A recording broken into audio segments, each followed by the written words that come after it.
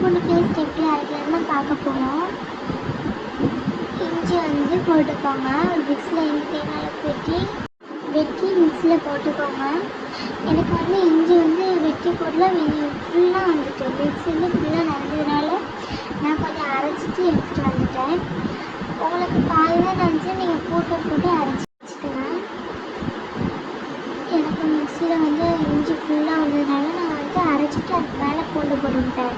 உங்களுக்கு இஞ்சி ஃபுல்லாக வரல, நீங்கள் கொஞ்சமாகவே போட்டு அரைச்சிக்கலாம். அரைச்சி எடுத்துகிட்டு வந்துடுறேன். ஓகே, நம்ம அரைச்சாச்சு. இப்போ எடுத்து வச்சுக்கிட்டோம். இப்போ நம்ம இஞ்சி பூண்டுன்னு தனியாக வந்து ஒரு பாக்ஸ் வச்சு இஞ்சி பூண்டுன்னு தனியாக பாக்ஸ் வச்சுருக்கோம்.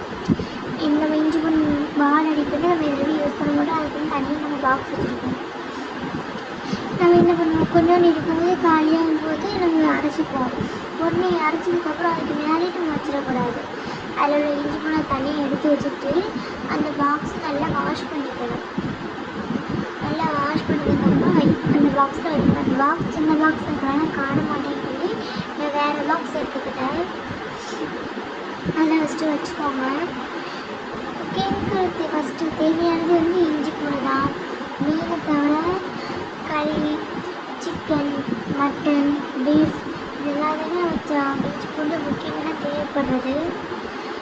இதை நம்ம 1 மந்த்துக்கு வந்து சேவ் பண்ணி வச்சுக்கிட்டா நம்ம வந்து கவலைப்பட வேண்டாம். ஒரு பாக்ஸில் வச்சுட்டு உடனே மிக்சரை வந்து வாஷ் பண்ணிடாதீங்க.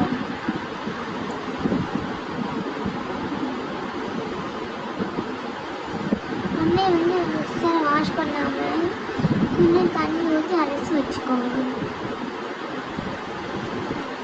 இதே மாதிரி மிக்சர் மூடி அதெல்லாம் தண்ணி ஊற்றி கொஞ்சம் அலசி வச்சுக்கிட்டா நம்ம ஏதாவது குழம்பு பண்ணுறதா இது தண்ணி கூட அதை வந்து ஊற்றி செம்ம டேஸ்ட்டாக இருக்கும்.